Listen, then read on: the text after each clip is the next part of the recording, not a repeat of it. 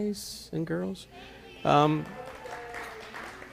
Doug, the rest of those chocolates need to go in my office. Okay. But we start at the story of Adam and Eve. There was Adam. Things were perfect, except for he didn't have anybody for him. He had a relationship with God that was like none of us have ever experienced. He had a relationship with all of nature that none of us have ever experienced. It was nothing for Adam to walk up and to wrestle with a lion. It was nothing for Adam to walk up and pet a dinosaur. It was nothing for Adam to walk over and take a little tarantula and go, "Oh, you're so cute," you know. But he was alone, and God said, "It's not good for man to be alone. I'm going to make something suitable for him, something that completes him, something that's his perfect helpmeet."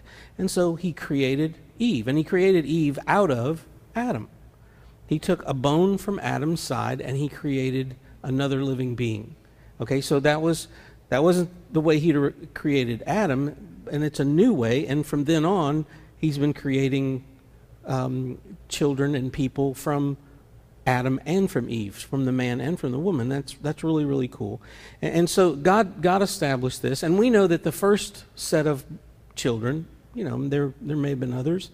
I don't know how that all worked, but Cain and Abel, typical brothers who were competing for dad's affection, typical brothers who are competing for everybody's affection. That's what brothers do. We just compete. We like to compete. I literally saw two guys at a choir retreat, two brothers, arm wrestling till one of them busted a blood vessel in his eye. He was working so hard. Have you seen the commercial where there's only one yellow Skittle left? We'll settle it the way we settle it. And everybody in town, including the dogs, have this huge right arm because they arm wrestle over the Skittles. If you have not seen that commercial, YouTube it, because even the dog has this big arm. Brothers, we're competitive. And so this happens, and this whole time Eve is sitting there watching this. And we know, like when Mary was the one who she would store up all these memories. She would think about all these things. And there's great stories in the Bible of good moms, and there's great stories in the Bible about moms that aren't so good. I think about Moses' mom. She risked life and limb. She risked her own life so that she could keep Moses alive. And then she was willing to raise her child as somebody else's child, which to me would be almost harder than the original sacrifice that she made. Well, there's also there's Lot's wife. And here's Lot's wife, and she had these two daughters, and they were having to flee their home. But apparently, I don't think I'm stretching this, but she was so hooked on the curtains that she'd left behind, or the life she'd left behind, or whatever it was. She couldn't keep her focus on getting her family to safety. She focused on what she was told to leave behind. So that's kind of an example of not so good. So there's a lot of examples of moms, some scripture about the character of mom and women. And so we're going to start this morning with some scripture. It's Proverbs 31. We know this. Many of you have heard this. It's the priceless woman, the precious woman, the noble woman, the woman of characters, the Proverb 31 woman. And so we're going to begin there with verse 10, chapter 31 of Proverbs. A wife of noble character, who can find? She is worth far more than rubies. A price tag cannot be put on the value of a good woman. And all of us men, amen. Thank you. That was an awfully high-pitched man's voice back there. 11 and 12. Her husband has full confidence in her and lacks nothing of value. She brings him good, not harm, all the days of her life. With the right woman, you can have confidence and lack nothing of value. Now, that's important. It doesn't say you won't lack cars and house and wealth and all that. It says nothing of real, lasting value. Verse 13 and 14. She selects wool and flax and works with eager hands. She is like the merchant ships bringing her food from afar. So she's a great provider for her family. She goes out and she collects and she plans, and she's not at all waiting for something else. She's not waiting for somebody to do it for her. She's proactive in taking care of her family. It says eager hands. Verse 15, she gets up while it's still night. She provides food for her family and portions for her female servants. She works tirelessly to care for her family. Okay, now, ladies, that doesn't mean that you're supposed to get up before everybody else. Sometimes my mom got up all while I was growing up. I remember my mom getting up and fixing my dad his lunch, and then he would get up, he would eat breakfast, and then he would leave. And then of course my mom would go back to bed during that time, and Sally does that for me every day. Okay, not really.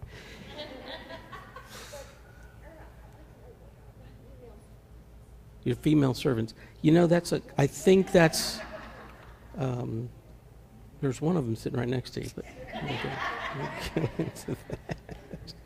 Verse 15, she gets up while it's still a night, okay? She works tirelessly. 16 through 19, she considers a field and buys it. Out of her earnings, she plants a vineyard. She sets about her work vigorously. Her arms are strong for her task. She sees that her trading is profitable, and her lamp does not go out at night. In her hand, she holds the distaff and grasps the spindle with her fingers. Okay, we see her, she's a hard worker inside and outside of the home. Okay? Inside and outside of the home. And note, I think it's interesting that she takes, out of her earnings, she plants a vineyard. So she has earnings. Okay, well, that's pretty cool. And Sally's been saying for years that I should be paying her more, which anything would be more than what I'm paying her right now. In her hands, she holds her earnings. Where do they come from? Don't really know that. But what we do know is that we see this woman who is productive, and she's involved, and she's out there, and she's smart, and she's not dumb, and she's not ignorant, and she's not all you're good for is babies and cooking. That's not the picture that we see here at all. We see a woman who is smart and is respected for her wisdom. She opens her arm to the poor and extends her hands to the needy. Okay, so she's a hospitable person, and she teaches her children to be hospitable. When it snows, she has no fear for her household, for all of them are clothed in scarlet. She makes coverings for her bed. She is clothed with fine linen and purple. So she's a person who prepares for the coming season. She thinks ahead. It says that she has no fear for her household because she knows, I've taken care of what needs to be taken care of. I've prepared for this. And we see also the coverings for her bed and clothed in fine linen and purple. So again, if you want to say, well, see, she's supposed to be in rags and all this other stuff, but that sounds like she adorns herself in a beautiful way. Verse 23, her husband is respected at the city gate, where he takes his seat among the elders of the land. Now, the city gate is basically it's basically the newsstand of the town. It's the talk of the town. That's where people are known when they walk through. Are you respected or are you not respected? Do you avoid that, or do you like going through there because everybody goes, oh, now there's so and so, and so her reputation affects his reputation. A wife's reputation affects her husband's reputation, is what it's saying. Verse 24, she makes linen garments and sells them and supplies the merchants with sashes. And I think this is cool because she's observant of others' needs and opportunities outside her home. Unless all the merchants live at her house and are her children, she's actually doing things for people in the community. Verse 25 through 27, she's clothed with strength and dignity. She can laugh at the days to come. She speaks with wisdom, and faithful instruction is on her tongue. She watches over the affairs of her household and does not eat the bread of idleness. Okay? There's a lot there. Strength, dignity, confidence, wisdom, instructions. These are all words that characterize this lady. And she's not idle, but she uses her time wisely. Now, some of us have a struggle with resting. Anybody else have a problem with resting. Some of us think anytime I rest, I must be wasting time, I must be lazy. You have to have time of rest. You have to be time when you're not physically doing something and when you're letting your mind rest. It's good to have that rest time. And I'll play this back for myself later and listen to it so that I'll actually know I'm talking to me. But so it's not talking about you can't ever have a time of rest. There's a difference between rest and this lazy idleness is what they're talking about. And that's not rest. That's a different thing. Verse 28 and 29. Her children arise and called her blessed. Her husband also, and he praises her. Many women do noble things, but you surpass them all. That's what her husband and her children are saying about her. Look, there are a lot of women out there, but there's nobody like my mom. There are a lot of women out there, but there's nobody out there like my wife. There are a lot of great women out there, but none of them hold a candle. Everybody, we all know when we hold a picture of our grandchild and we go, most beautiful baby in the world. Okay? It's just the truth until you meet somebody else who goes, no, this is the most beautiful baby in the world. It's a comparative thing, I know. But her children arise and call her blessed. Verse 30 and 31. Charm is deceptive and beauty is fleeting, but a woman who fears the Lord is to be praised. Honor her for all that her hands have done, and let her works bring her praise at the city gates. Again, the city gates represent the reputation. What is being said about her is a result of her life. Not everything that is said about you is true. Okay? So let's say, well, so it matters what people say? It matters what people say, but not everything they say is true. You can't get wrapped up in it. It's a result of living right. People will talk good about you. I want to make people talk good about me, so I'm going to do everything I can do to make that happen. You just concern yourself with living right. People talking good about you is a result of that. Sometimes living right is also a result of people talking bad about you. That's the society that we live in. And that's just part of it. So this isn't being a people pleaser for me and Kelly. This isn't about that. But when we do the right things, it will be noticed, it will be talked about, and that will happen. So honor her. Charm is deceptive, and it doesn't mean that you can't be charming and you can't be beautiful, but those things are not nearly as important as being a woman who fears the Lord, who loves the Lord, who serves the Lord, who commits herself to the Lord. Slide 14. Let's see, what does that say? Okay.